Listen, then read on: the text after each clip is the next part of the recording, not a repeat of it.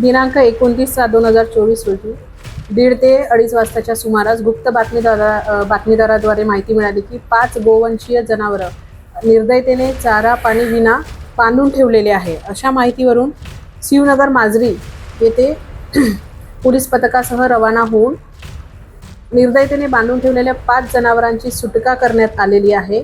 त्या 5 जनावरांना गोरक्षण समिती धंतोली येथे दाखल करण्यात आलेले आहे. सदरची कारवाई ही